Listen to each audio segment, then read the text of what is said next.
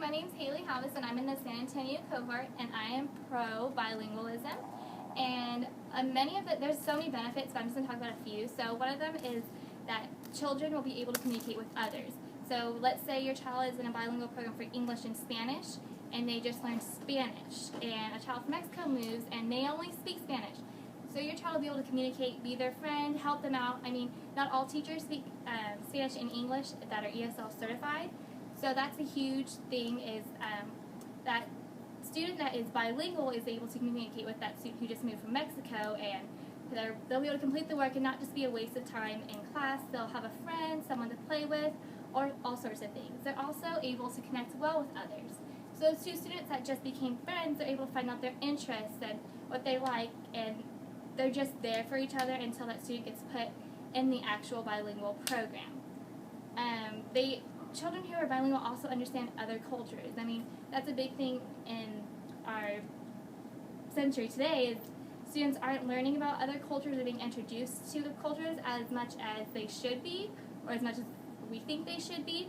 So if they're in a bilingual program, they at least know one other culture besides the one that they're raised in. For instance, since I only speak English, if I were in a bilingual program and I learned to speak Spanish, I would understand the Spanish culture and maybe their beliefs and some of their food and festivities and things like that, since I had to learn that language. So I have to know the Day of the Dead. Another thing is, in a bilingual program, your child is being taught their education in their native language.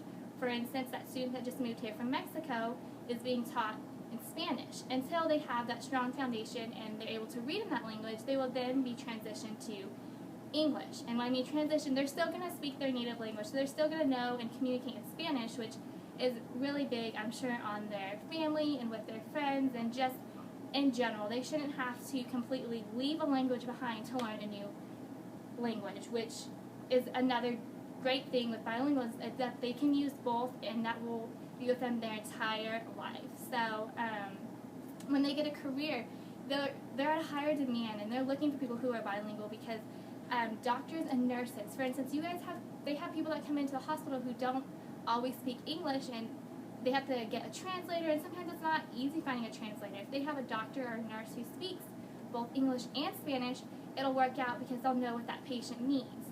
For another instance would be teachers. Teachers need to know how to communicate with their students, and for instance, my class right now, we had 2 children who were from Mexico, and they didn't speak any English, and that was really hard on us as well as the student.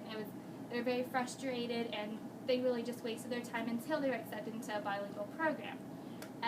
Also, even when you go to the grocery store, if you have someone that doesn't speak Spanish and they're looking for something and you don't speak Spanish, how are they going to find what they need?